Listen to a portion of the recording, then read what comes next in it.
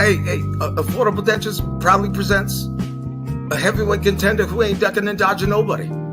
Tyrrell, Too Real, Herndon. Thank you, Floyd. Thank you, Floyd. I appreciate it. I had to make an intro. I had to make a cool intro for one of the coolest men I've known in this business, and that is the incomparable Tyrrell, Too Real, Herndon. Welcome to the show, sir. Yes, sir. Thank you. Thank you for having me. Beautiful intro. Thank you, brother. I tell you what, and I want to thank Floyd Mayweather for helping out and creating this intro for yours truly, for you, brother. I tell you what, you've got a big date with Destiny coming up on May 3rd, this coming up Friday at the Scottish Rite Temple in San Antonio, Texas. And it's against someone who you're very familiar with. And he's your dear friend, well, Rudy Silvas Santiago. And how did this come about, and who approached you with this, and what was your first reaction to the suggestion?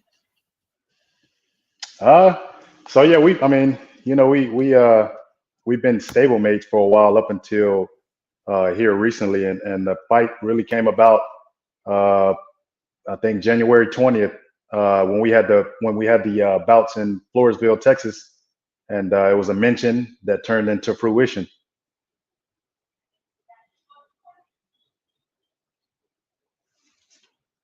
You still there? Yes, I'm right here, sir. My apologies. I accidentally had my mic on mute. Goodness gracious. But excuse me. Yeah. But yeah, it's got to be pretty strange for you.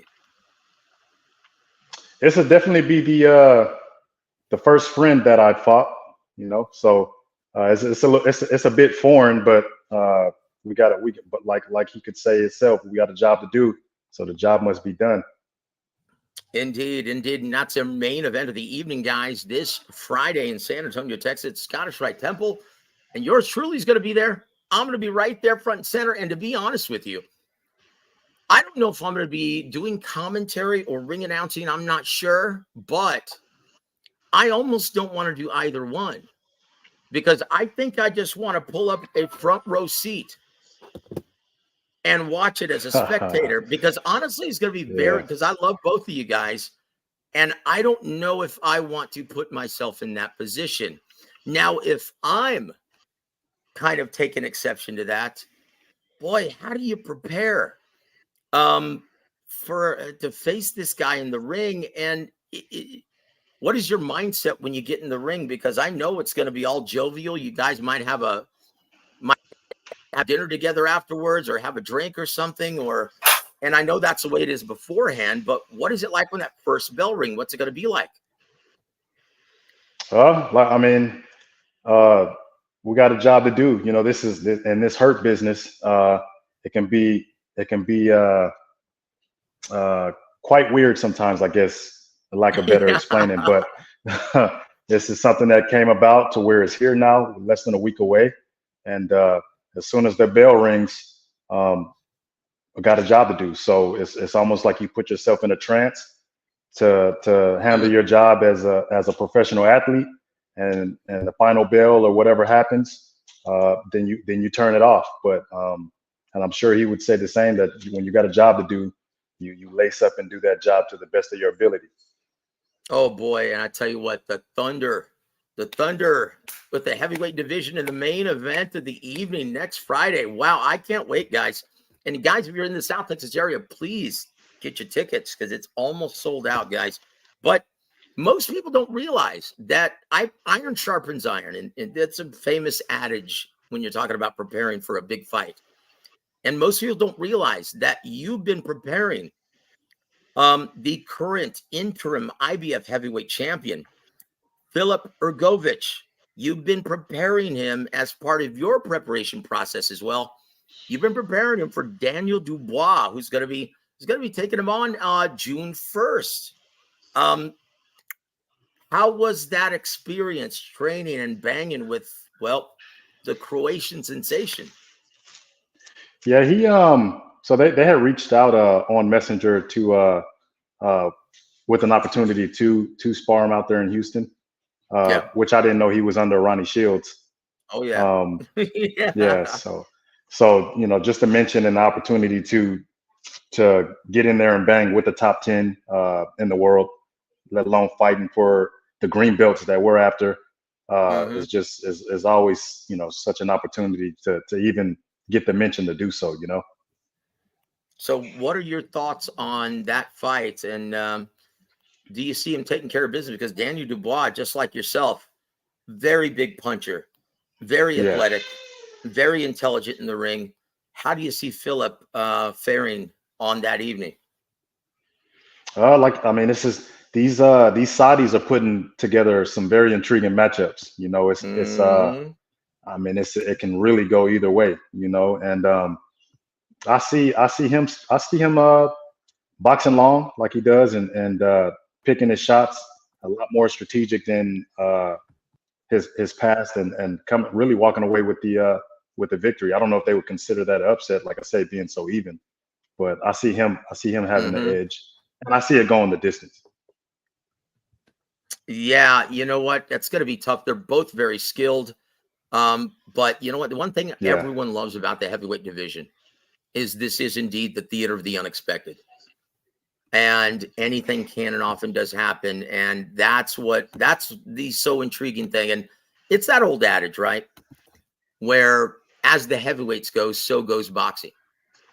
Do you believe that with heavyweights prominent in America, that ultimately the sport will be healthier in this market?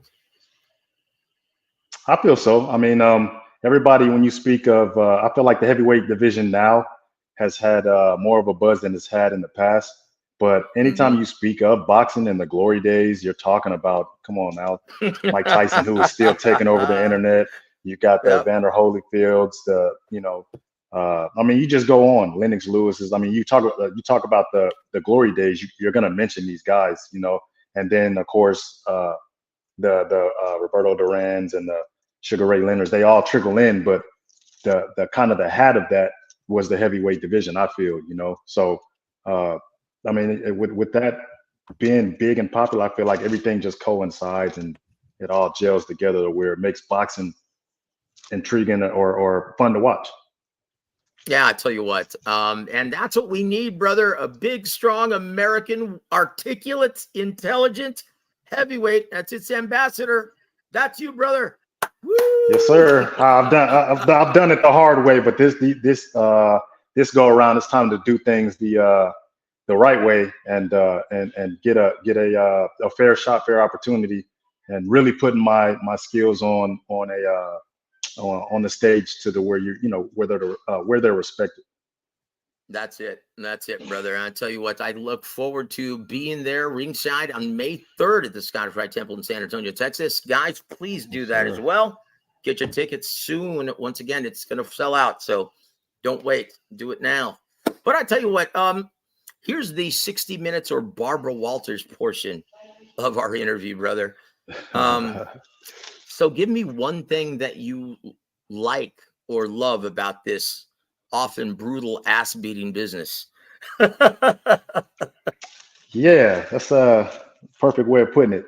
Um, I guess I like that it allows you to roam through your everyday in life, humble and not as aggressive as one might be, because you Mm, get to let your aggression out in the squared circle, and you know let your fist do the talking there. So once you step out, you're so probably tired and fed up punching on bags and punching on people in the ring. When you're in the regular world, you just want to not be bothered, or not bother anyone. So I feel it works for me in that aspect, that I'm not when it comes to everyday life, I'm so non-aggressive. It's crazy.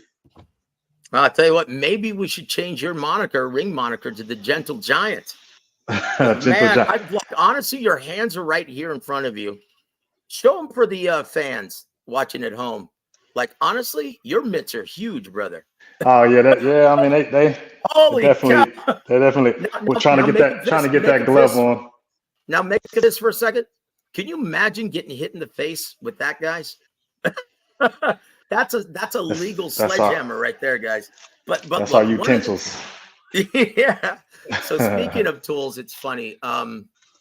Yeah, one of the things, and Ronnie is one of my best friends in this business, and we go back a long way. And he's one of the best ambassadors of the sport, and Yeah. he's very famous for saying um, that boxing is not about violence; it's about sportsmanship, and athleticism. And you're one of the best ambassadors, and definitely in San Antonio, the Alamo City. And you always like to give back and do things for the community and for the kids. Um, how do you actually promote boxing to the kids? Um, do you believe in that adage as well, that it's not about violence, it's about sportsmanship and athleticism? And why do you think most mainstream and casual sports fans, they don't realize that? I mean, I feel like that was beautifully put. It is, Thank and you, I sir. feel like, yeah, yes, sir. I feel like in this sport, it can catch the negative narrative that, get in there, kill, kill, kill. Which, as a fighter, you want to get in and hit that switch and be zoned in. But at the Mm-hmm. same time, you got two gladiators that go to war. Once that war is done, why have any beef or negative animosity carry over? There's no point. So I feel like, yeah, it's a controlled aggression sport that should and is a very respectful sport outside of doing what gladiators do. And as far as the youth, I mean, the youth is us, right? The youth is the future. So you gotta reach one and teach one there, because they're staring their own destiny in the eyes. I mean, I know they feel like they're gonna be young forever, but just like we all thought we'd be young forever, they're gonna turn the page and they're going to be us. So Mm. to reach out and be that positive role model, or maybe even steer them from a path that they would have taken to a better path. I mean, I mean, for me, there's no better feeling. Oh, that is very well said, my friend. And you're Thank you, sir. absolutely right, because the boxing gyms, most people don't realize this, that they serve as safe havens for the urban community in every Yes, major metropolitan area. And what has yes, sir. boxing actually done for you in your life? And when did you start doing it, sir? So boxing has been great for my life. I started obviously in the football world. Football here in Texas is religion. Yep. So I didn't Yeah. have, growing up in a small town of Coppers Cove, I didn't have anybody that I knew that boxed. So when you would talk about boxing, we would all run around. So people would be scared of us saying we're Golden Gloves when we probably couldn't even spell it at the time. We didn't know what a Golden Glove was, but we said we wanted the notoriety of being a Golden Glove when we didn't. That, to me, that all of that at the time was non-existent. So to pass through the football run, still trying to make it to the NFL and playing arena football and all of that, to find my way into a ring, I came in kind of cocky. I was like, man, I'm in the greatest shape ever. What are you talking about, shape? And Oh then when they boy. rung that, oh yeah, it's a different kind of shape. It made me put respect on the sweet science. And Mm. yeah, I mean, fast forward to now, here still doing it. I started amateur 2012. I started amateur 2012. Uh, I finished with 25 fights. I even tried to run for the that Olympic trial run out there in where was that? Man, is it not Wichita, but Colorado? it's in was it? They had one. It was Yeah, somewhere Colorado Springs, basically right? where Yep. everybody's. Yeah. Yep. So I went that didn't work in the favor. After that, that's when I did a few more amateur fights to close it out at 25, and figured, all right, if I'm gonna do it, especially with me starting later, uh, the time is now. So I turned pro in 2015 at 29, and uh, fast forward from 2012 to 2024, still here, trying to get that notable win and put my name on that household platform. That's right. That's right. And you know, it's funny. Most fans don't realize, they often ask me, why don't heavyweights have, well, more amateur contests usually on their resumes? Very seldom do you see a guy with 150, 200 amateur bouts as a heavyweight. Um, but they don't realize it's hard to find amateur competition as a heavyweight. And even in sparring, Yes. it's very difficult to find quality sparring. Would you care to elaborate as to why? Very true. So that's one thing I remember as an amateur. Uh, it was hard to find a fight, and Mm-hmm. I mean, it was even sparring. It's just next to none. Honestly, uh, here we go. Like I said, pro from 2015 till now. I'm just now finding great sparring. So that I mean, it's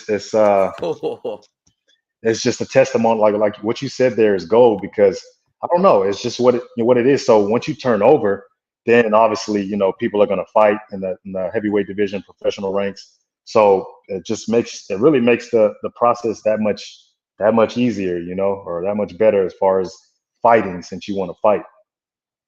That's it. That's it. And I tell you what, let's say hello to our dear friends in the chat before we move forward. From Portugal, tuning in, my brother Andre Rodriguez. How you doing, my friend? Says good Portugal, evening, what's Joseph. up, man? Salute from How you Portugal. doing? Also, Thomas Hirschman, too real. Woo! Yes, sir. And also What's my up, baby? brother Outlaw. He goes, wait a minute. Outlaw. You got Floyd to get out of Dubai to do your intro? Yeah, Floyd is they're trying to say he's trapped in Dubai right now. He owes some of those Oh, Dubai cats jeez. out their money. I don't know. You never Oh know. boy. Well, you know Floyd, don't you? You've met him several times, haven't you? Through Floyd? through uh through Rick, yeah. Yeah. Through So Rick, yeah. no, well, what I was gonna ask you was he gets a really bad rap as this cocky, braggadocious, like arrogant guy, and that's the role that he chooses to play in the media and in public. But he's not like that in real life now, is he? Not from my so like I say, from the encounter through Rick, he seeing that it was kind of like it put it in realization to where it's like, man, this guy's actually not that I think he's not cool, but the way he portrays himself on camera versus off camera, you can tell if you have if you were fortunate enough to meet him, that it's night and day. It's truly night and day. Yeah, he's actually a very, very generous, giving, humble, and quiet guy behind closed doors. Yeah, that's the perception I took away from that for sure. Yeah, and I tell you what, it's got to be tough for Floyd right now because he lost his uncle Roger due to the sport of boxing, and his dad was just diagnosed with dementia. And Mm. boy, that's got to be hard to deal with. And how do you think he's taken that? And how do you actually manage that when boxing is such a tough sport and you sacrifice so much, but you love it at the same time? Do you actually do you actually battle with that? I'd imagine he's taking that's tough. If family is as dear to his heart as I feel it is to mine, I think he's taking that extremely tough. So, like I said, my heart and hats off to him for that. I didn't even know that was going on. But in this brutal sport, I mean, this hurt business is truly the hurt Mhm. business. We just Oh we boy. just had a gentleman pass away. I think a couple of days ago, from the TCL league. TCL league. I don't know if you heard about that one. A heavyweight. After his match, they put him in an induced coma. Oh, yeah. Hmm. That was in the Combat Yeah, League, wasn't it? that was in the combat league. Yes, Was that sir. in And, Houston? I don't want to lie to you on that. I know it might have been, but I'm Well, not too after your sure. segment, we're going to speak with Robert Tapia, so I'll bring that up to him. He should have Okay, all the yeah, I'm answers, sure you'll have obviously, Robert information on that. Tapia. But yeah, so as you were, sir, though, keep going. It's So yeah, um, so I mean, it's right in front of your face. I feel it's just something that you don't want to think about, but I feel every boxer um, has that small thought, as far as like the what if, because we're putting ourselves, as gladiators on the stage and putting our blood, sweat, and tears into it, and our health to where anything can happen, and that's the sad reality of the sport. But in a twisted way of displaying the sport, we love it. So it kind of makes us sick individuals, but in a sense, it's just something that's part of your DNA. When it's yeah. part of your DNA, it's just what it is. So you Well, I take that. guess so. Well, I guess you do have to be a little nutty to be in this business as well as in the Just a ring. little bit. Just a little bit. Just a I'll little tell you bit. what, brother, you hide it very well because, yeah, very, very good ambassador for the sport, and that's one of the many reasons why we love you, brother. Nah, Uh, man. it's time right now. Hold on, let me get rid of this real quick. And thank you, Outlaw, for joining us. I need to do this one more time, though. Let's see. Let's go through greeting our dear friends in the chat real quick. From the UK. UK in the house. Join us, sir.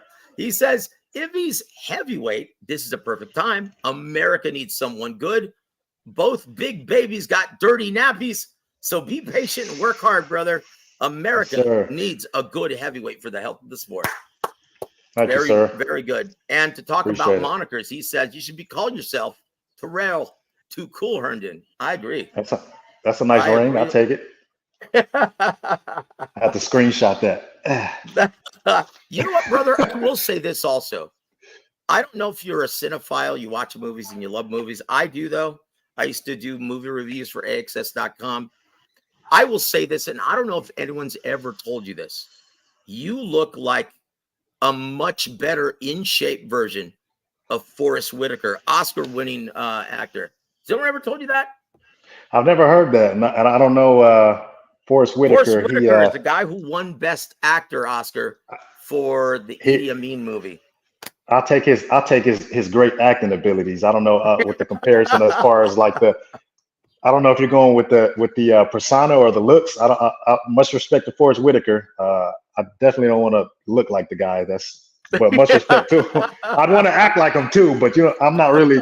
As far as I know, my eyes should be definitely. I mean, with the greatness he's achieved, definitely trying to achieve the Forrest Whitaker greatness. But yeah, there it is, because he's one of America's finest actors at this time. We also want to thank our sister Denise Ward for joining us.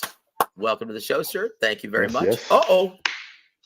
Delicia. Yeah, she's in the place. Says, "Dad is here. Dad is here." Woo! Yes. Welcome in. Oh, that's great. Hi, Mr. Odell Herndon. Sup, Pops? What's going on, Pop? Yeah.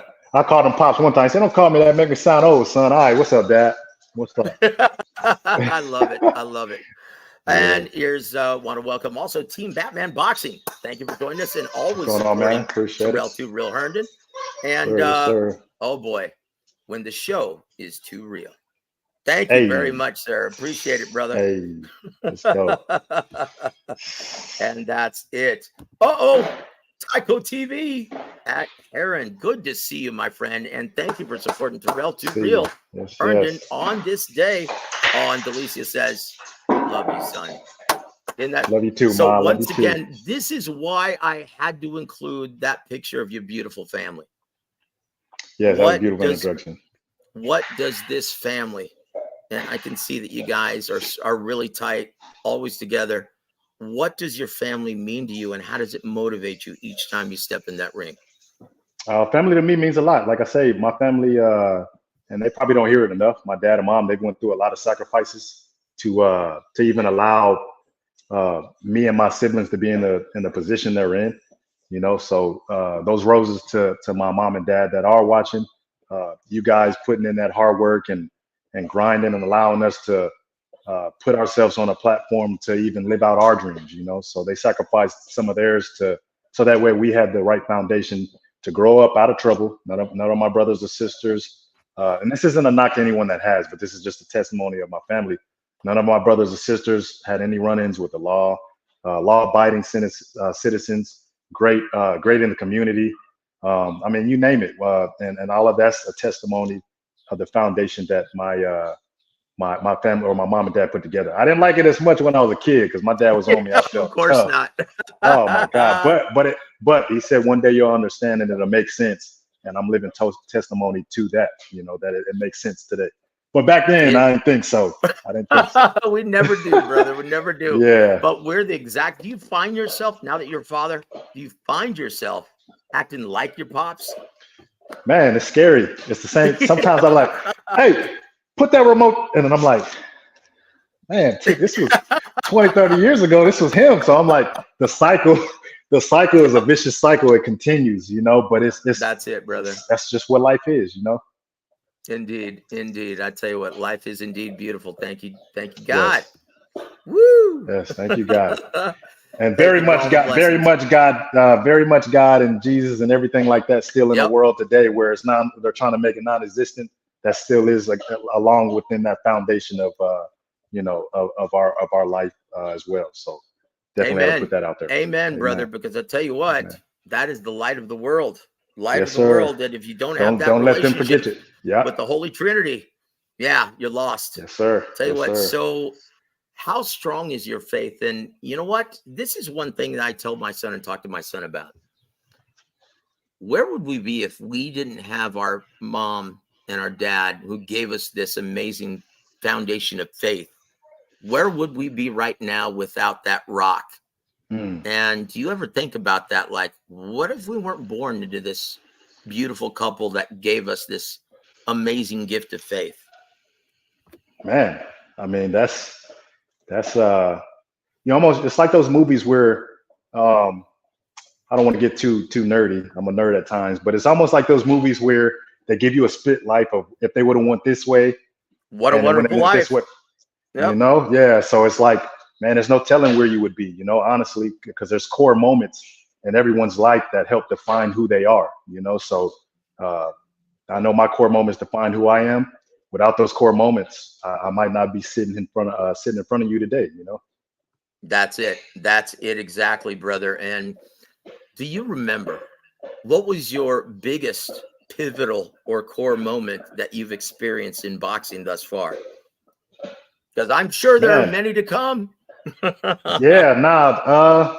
I think honestly, just here recently, like I say, been doing this since 2015 as a pro, and you step up to want to be to match up with the limelight of all these fighters that you're seeing, So just last fight with Richard Torres was another eye opener as far as just getting past the lights, camera action, and seeing everybody you see on TV, in the lights of hope, and you'll be alongside them one day, and really just locking in and focusing on business, knowing that outside attraction is for the fans or the casual people that tune in, and it's not for you, because you have to stay locked in, because everything counts in that moment, and it's a quick moment, it's a really short moment. So for me, that was like my last eye opener to let me know that these moments pass by fast.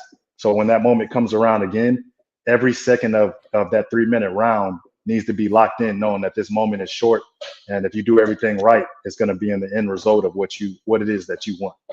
Indeed, very well said, brother. And our mutual friend, Yes, Jesse James Leha. James, he's such a great ambassador for the community as well.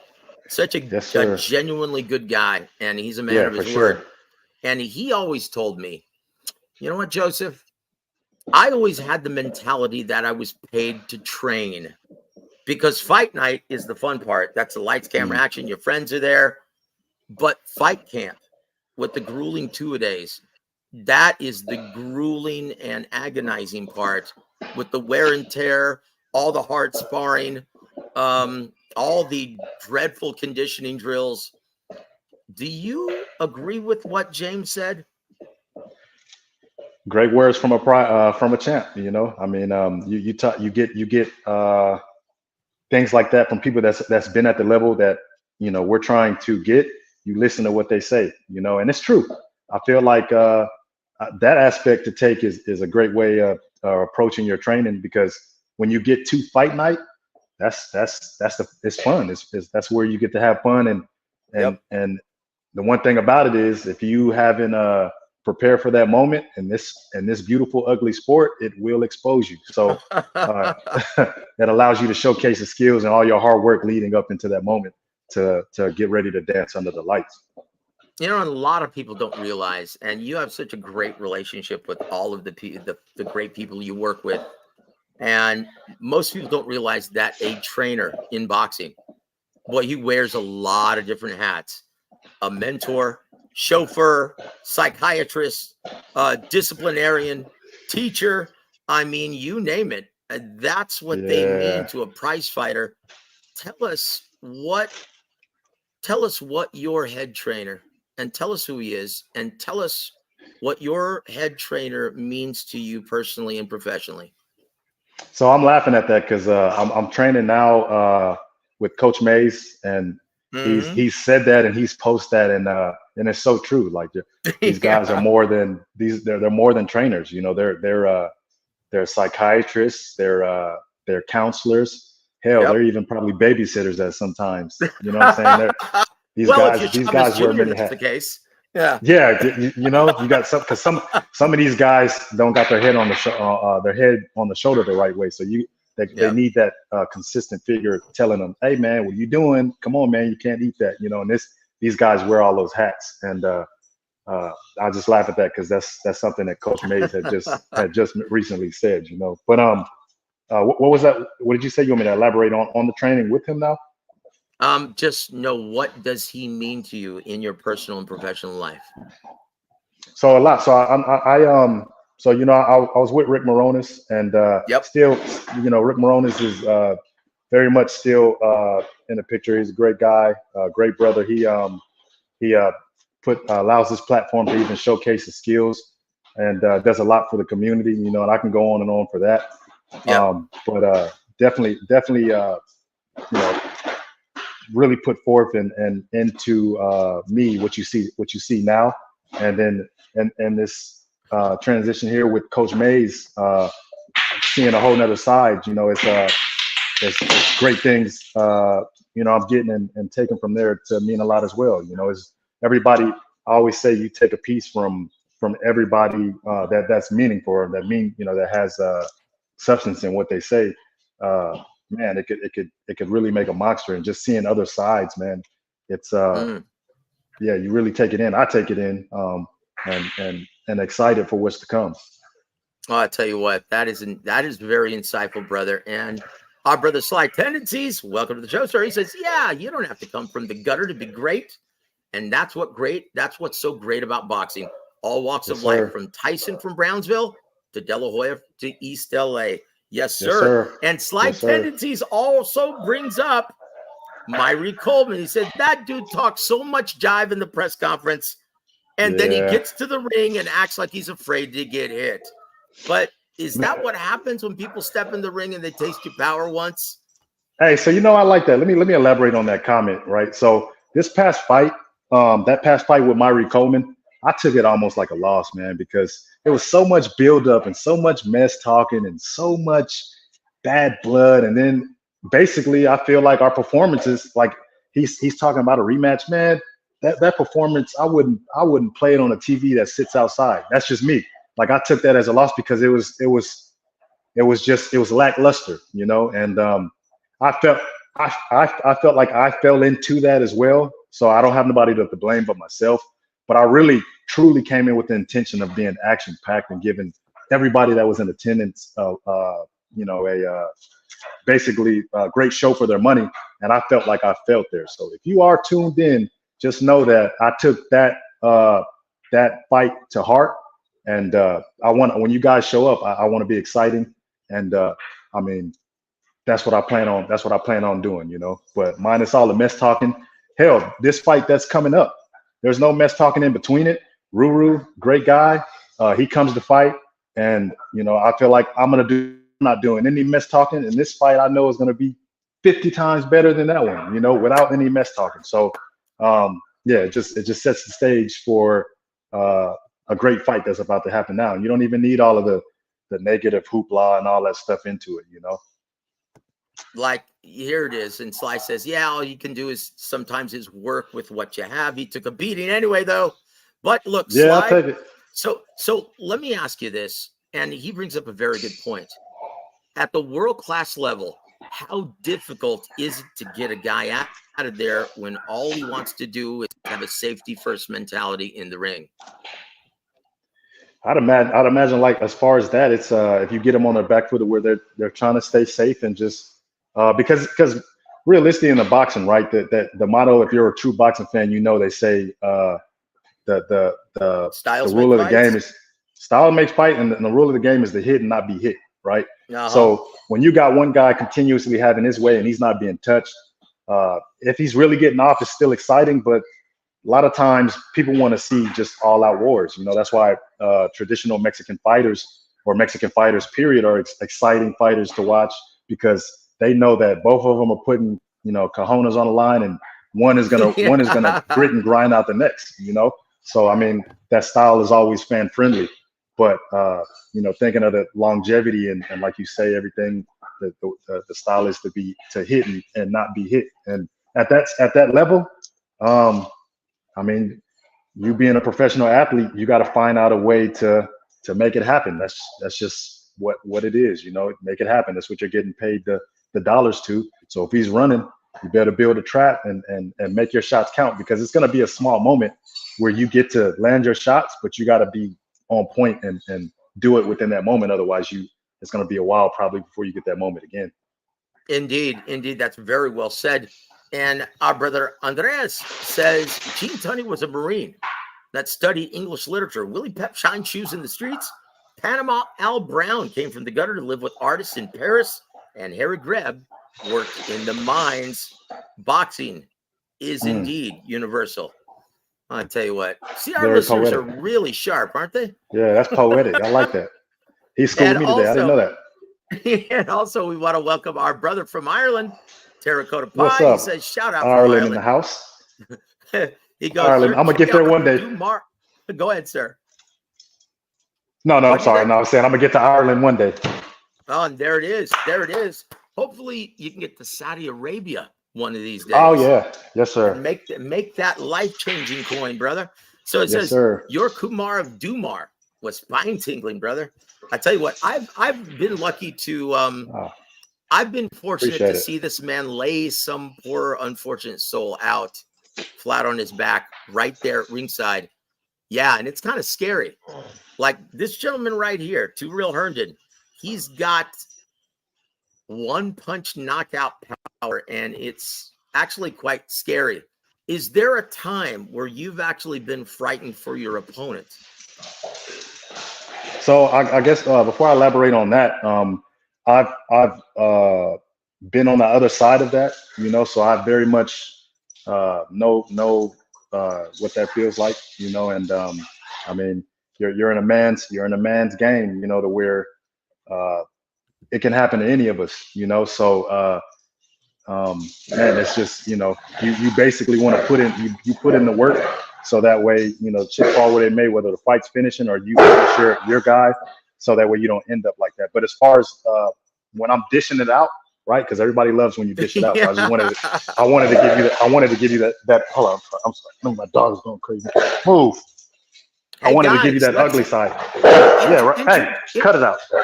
Introduce us to the official mascot of War Week Boxing today. Yeah, they're having a spar match. This one over here, they're having their own sparring match. Pebbles and Pop. Pebbles and Pop. Yeah, he's got it.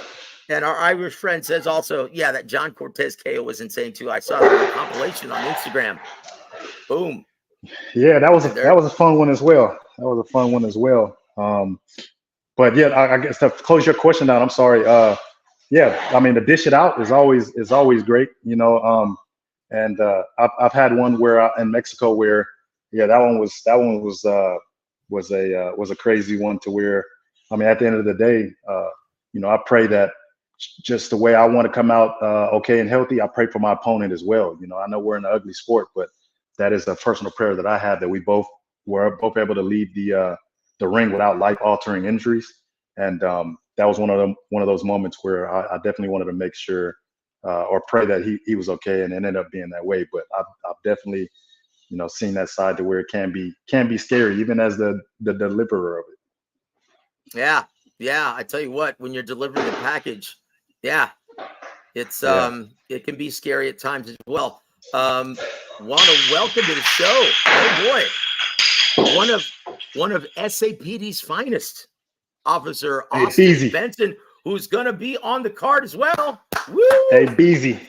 I tell you what, Austin, boy, that is a fun fighter to watch now, isn't he? It's going to be an extremely fun one to watch coming up, and we're definitely within camp, and we're training. I mean, shoulder to shoulder, and yeah, he's going to be an exciting one to watch as well. So I guess prepare a stage for him on your podcast also, because he's definitely coming. Oh, I tell you what, we would love to feature him any day this week to promote the fight. I'll be reaching out to you, officer. I'll tell you what a great guy. And that For last sure. show in Floresville, we featured Austin Yeah. on that card as well. And, Oh, you yeah. know, just an amazing guy, amazing story. So Yes. he always supports his fellow police officers. And here we back the blue too, my friend.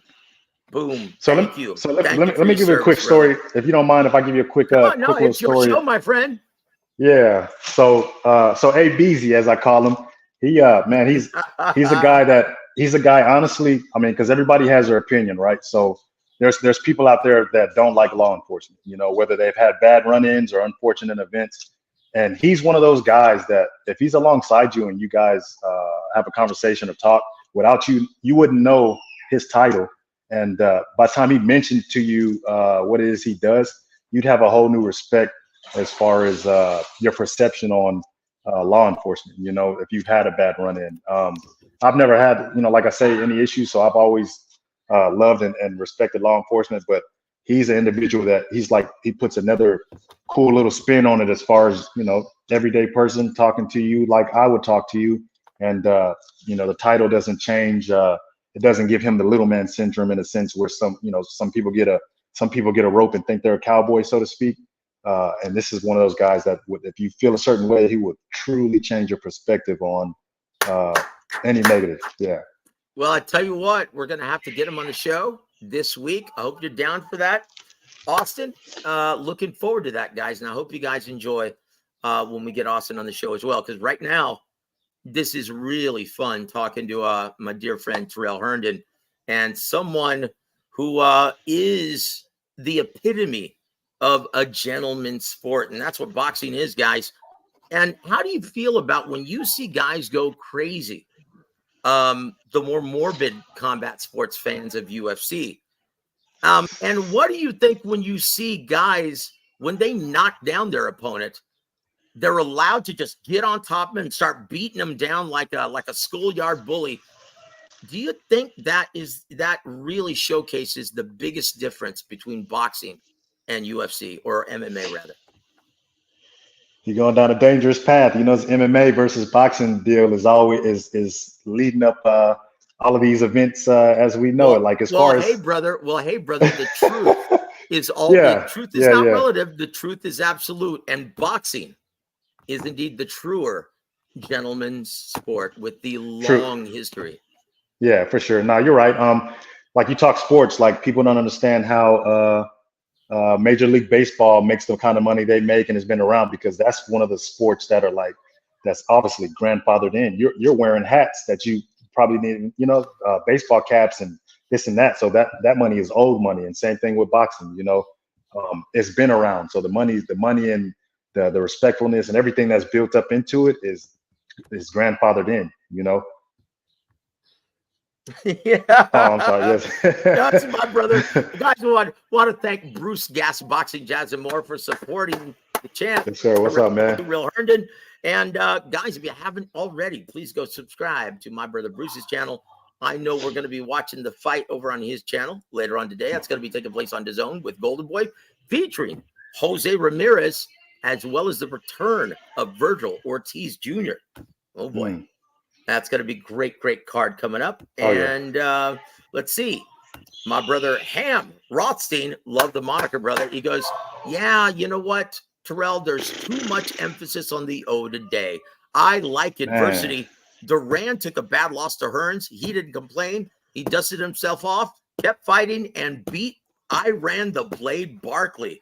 Wow. Beautiful. Very well put. Beautiful. And well do you put. agree with his sentiment? Man, I agree with that more than one would know. You know, that's a dope. That's a dope comment. Just because it's like so Mayweather obviously has his greats and everything, but I feel one thing that I feel at times take away from the sport. I mean, obviously you want to go in and protect your O, but a lot of times that's not the case. You know, but some of these antics that some of these fighters are going through to protect that O, it just I mean, come on, man.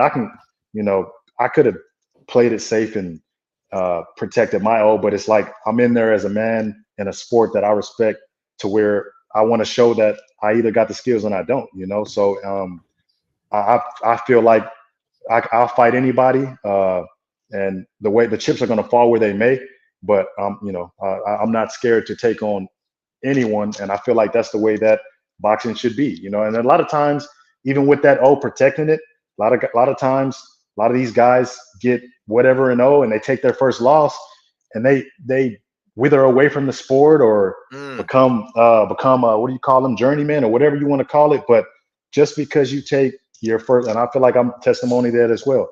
Just because you take your first loss or second, whatever it may be, I mean, there's still room for you to find your way in it. Your path might be a little bit harder, but at the end of the day, if you're still dedicated to the craft and the sport, I mean, be your own story, man. Be your own story. So that way, when it's all said and done with, and whatever you may have done in your story, the next kid coming up, like we talked about the youth, right? The next kid coming up, they're gonna Google and see your story and say, "Man, it ain't over for me. I can be just like this guy." And before you know it, you're a testimony to other people's stories. And so there beautiful it is. comment. Beautiful comment. Very well said. Beautiful response as well. And you know what? That's why we love Tyrrell. He's one of the best ambassadors this sport has today. And I tell you what, keep doing what you do, champ, because you're doing an awesome job. And Thank yes, you, C. Killen, T, standing on business. Yes, sir. Yes, sir. Standing on business. And Ham has another question for you. He goes, Tyrrell, what are your thoughts on the modern heavyweight division? And please give your prediction for these upcoming huge fights, right, from Saudi Arabia. Fury versus Usyk. That's coming up on May 18th, guys, from Saudi Arabia. Yeah. Who do you like? And why? So I think the modern heavyweight division now, and shout out UK, because UK is pushing out crazy great heavyweights as well. But I feel like the state of the heavyweight division today is the strongest it's been in decades, I can say. So since the 90s. Since the 90s. So I feel it's in a very healthy place. Still has room for growth with these the Saudi Arabians coming in, doing what they do, mixing things up, is making it that much more exciting. So I feel it's great. I feel it's great today. And as far as Fury Usyk, my personal picks or opinions, I feel Fury's Fury. You have to respect him. He's champ, this and that. But Usyk, man, with his movement and his style, and him being a southpaw and being slippery, I feel he gains that edge. And if not, I feel he just purely boxes him and he walks away the victor as far as that one. Wow. So wait a minute. You think that Usyk is coming away with the victory against Tyson Fury? That's your official prediction? I feel so, and I'm not even going to. I'm going to bring it up now, but I'm not even going to bring up. I'm not even going to bring up the fight that Tyson Fury had with Francis.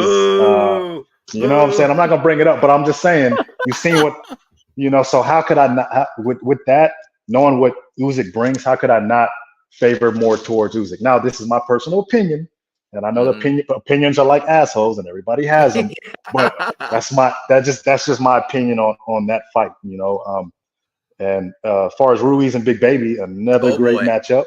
These guys are actually friends. I don't know if a lot of people know that. These guys are actually friends, but this is going to be another banger. I feel really I'm pushing for I'm pushing. So there's opinions. I'm pushing for Big Baby. It's underlining. I'm pushing for Big Baby to get that one through. But Ruiz, man, with what he brings to the table, I don't even know if I gave an answer on that one. I'm staying neutral. So if you can't find your a reason to favor one heavyweight over the other, just say push. Just say push. Yeah, I'm gonna push that one. And there it is. Yeah. So the last one on that, and once again, I'm glad this question is up because Ham wasn't here in the first part of the show, and he doesn't realize that you were one of Philip Ergovic's, one of his sparring partners to prepare him for Triple D, which is Daniel Dubois. And so who do you like in this fight? Yeah, I'm liking him in this fight. I know, like I said, Daniel is epitome of just almost a godly athlete. Like he's chiseled like a statue as far as looks goes or appearance.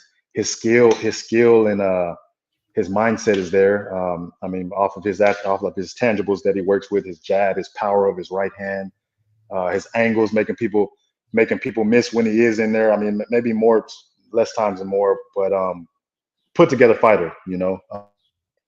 I feel that he comes away with that one boxing, just boxing and pushing his will over DeVos. Yeah, absolutely. Absolutely. I agree with that. And I'm not just saying that because Ronnie Shields is my dear friend. I actually believe it. Yeah, that's, it's so. tough. Yeah. And once again, how tough is it to predict these fights when people ask you these questions, when fans ask you these questions and both fighters and you're friends with them? Do you almost want to just say, no, I don't want to answer that? How do you go about doing that? You almost like you want to say just push and stay neutral. Honestly, That's it, because everybody has their opinion, and my opinion is no better than yours. Mm-hmm. Indeed. Let's see. You know what? We're almost out of time. We only have you for about 7 more minutes. So let's begin this segment of Fact or Fiction. Hey, we ain't ducking and dodging nobody. It's time for Fact or Fiction. There's Floyd again. Woo! Yeah. So here it is. Number 1, referee Harvey Dock was intentionally trying to help WBC welterweight champ Devin Haney in an ultimately losing effort against Ryan Garcia last Saturday. Fact or fiction? Sadly, I will have to say fact. Oh, I will have to say fact. There was a couple antics in there that made me question. That's still my opinion. It's opinionated fact, but I'm gonna go with fact on that one. And there it is. It was hard not to come to that conclusion, wasn't it? Yeah, it definitely made it not as difficult as I would want it to be. So yeah. Yeah. You know what's funny is Harvey Dock customarily is a great veteran ref, and that's why he got this assignment. But yeah, that was a terribly uncharacteristic, bad performance on the biggest stage of boxing. So I'll tell you what, most people don't realize, even fighters don't realize this. Some fighters anyway, that if you lay an egg on the big stage in terms of judging or officiating, they throw you back down to the club level and you have to prove, and that, right? Yeah. And they throw you back down to the club level and you have to prove that you're competent before you get another big assignment. So guys, understand this. Gentlemen like Harvey Dock, they do not like to lay an egg on the big stage and have a bad performance, just like the fighters. Yep. And that's it. Number 2, fact or fiction, brother. Devin Haney will sit out for the rest of the year to heal from the extensive damage he received from Ryan Garcia. Fact or fiction, Tyrrell? I believe that's fact as well. If the rumor of a broken jaw or whatever else is going on with him, he's definitely going to need time to heal. So I believe that's a fact. I'll tell you what. And because, come on, if he didn't have to heal. Well, first of all, when you take a bludgeoning like that, and you've never experienced that, but when you take a sustained beating like that, what would you recommend to Devin Haney before he gets back into gym? How long would you advise him to sit out to let his brain and his body heal? Yeah, that's the most important thing. Like I said, I know we're in this sport and it's the gladiator sport, but you want to take care of yourself. So I think him being already at a world-class level and having top people around him, I know they're in his ear telling him what he should and shouldn't do.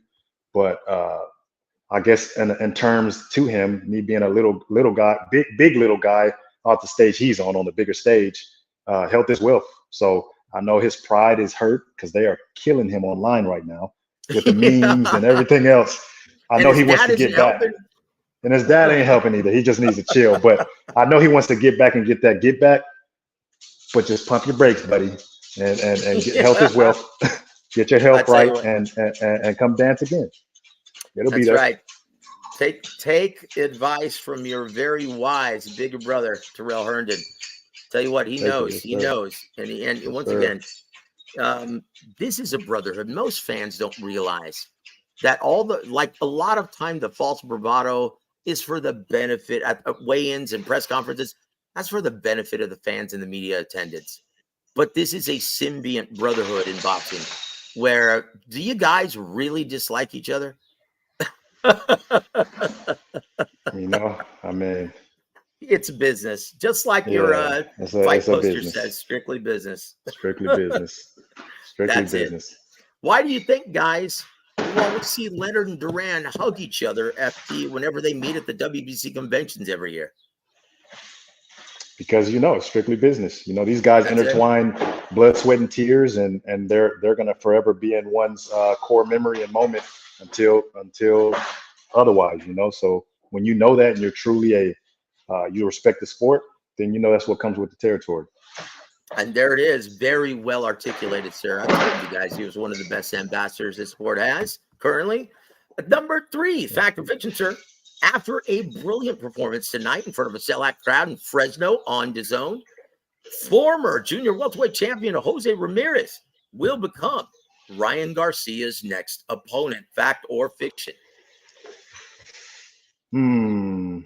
If it's within that year or the downtime we're talking about, then it could very well be a fact. But if it's not within that, I feel it's fiction because Haney wants that get back, and they're going to make that happen because it's going to sell. It's going to sell. Yep. And once again, you and I both like movies. What usually happens when there's a big money making movie? What happens usually? They put out a sequel. Come on now. Creed 1, Creed 2, Creed 3. About to be 4, 5, 6, 7. It's just going to keep, until the milk's dry. That's what's going to happen. Rocky 1, That's Rocky it. 2, 3, 4, 5. It just keeps coming. Yep. How many times have we seen Jason Live come back from the dead? I'm telling you, there's so many out there. I'm telling you, man. And so, yes, the Golden Boy and Bernard Hopkins, as well as Eddie Hearn, they all want a rematch. For a fact. Because we revealed the pay-per-view numbers on this channel. And it did 1.5 million pay-per-view purchases. I didn't know that. That's crazy. Yeah. And there it is. Yeah. Your last final fact or fiction of the day, number 4. Here's the big one. Fighting right after Tyrrell Herndon and Ruru Silvas on May 4th, Cinco de Mayo weekend, Jaime Munguia will overturn the apple cart and upset Canelo Alvarez to become the newly crowned 168-pound champion. Put you in the hot seat, brother. Fact or fiction? So that's a way to end it. I mean, everybody knows Munguia. He's a force to be reckoned. Just like the Benavideses and everybody else. But me putting respect on a champion's name that's been doing this, I feel that I got to put the respect on Canelo's name, and I feel that that's going to be fiction because he's not. Canelo's still going to stand tall with his hand raised at the end of that bout. And there it is. We've got one. And you survived, brother. How about that? You survived. You're making me sweat over here a little bit, man. I got sweat a little bit. Yeah, it's good that you got the do-rag now then, man. I know. It's absorbing the sweat. I knew what time it was dealing with you, Joseph. Woo! I'm telling you, man. Yeah. And Adrian Crockett, thank you for supporting Tyrrell Herndon on this day. May 3rd. Yeah, appreciate it. Shout out. Strength and conditioning to get me right, man. I definitely appreciate Adrian. That's going to be a big factor in this fight as well. Yep. There it is, brother. There it is. Adrian Crockett, the pro. I tell you what, Slide 10 C's. Thank you for the super chat, sir. He says, be honest. Let's say you and Richard Torres are trapped in a subway with 10 of the most in shape crackheads in the States. Who's walking off the subway? Hey, man, crackheads are strong. I say the crackheads is getting off, and me and Torres might be somewhere. If you know crackheads' strength, you can't underestimate them. Boy. I don't care. Oh, boy. That's funny. That's funny. But thank you for supporting Tyrrell Herndon on this day. Appreciate y'all. It, my friend. But that's about it. Funny. We've had you for 60 minutes. Would you like to leave us with any parting shots for your listening audience and give them an idea of what to expect on Friday, May 3rd, when you take on your friend, Ruru Silvas? Yeah, no, in closing, I appreciate everybody that tuned in. And I hope to see you guys come May 3rd. It's going to be a great fight, a great event. And like I said, strictly business is business. But I know that as soon as we step and cross over into that rope, a job must be done. And I plan on doing that to the best of my ability. And I know my counterpart in Ruru, he plans on doing it the same. So it's going to make it it's going to be a great fight. And the chips will fall where they may, quick shout out to my trainer, Coach Mays, Rick Moronas putting on this show and allowing us to showcase our talent. I want to shout out my sponsors in La Connection for sponsoring me for this event, as well as TR Logistics Truck and Trailer Repair, and my strength and conditioning coach in Adrian, at Hybrid Fitness. So just shout out to everybody, my stablemates, Kenyon, AB Kenyon, and everybody that just prepared for this moment. It's going to be a great show, May 3rd, and we're not just talking. So show up and see that it's going to match up to what I'm saying. And there it is, guys. He is too real, Tyrrell Herndon. And guys, you don't want to miss this, because Tyrrell versus Rudy is like peanut butter and jelly in the ring. This is a great style matchup. And let me tell you, Rudy, boy, he's going to let his balls hang in the center of the ring. And he's not like Myrie Coleman, guaranteed, who's afraid of his shadow. Chihuahua. Yeah. I feel he's into that for sure. Yeah. And guys, on behalf of the esteemed Mr. Herndon, I'm Joseph Herron. Thank you for tuning in to War Week Boxing. Have a great weekend, everybody.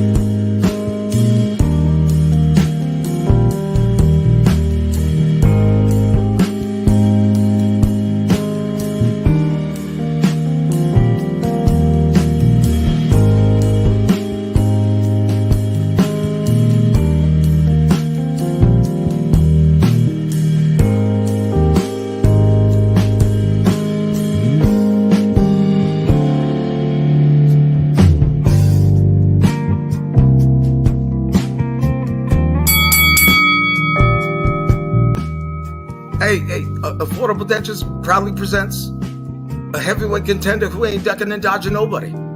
Tyrrell, Too Real Herndon.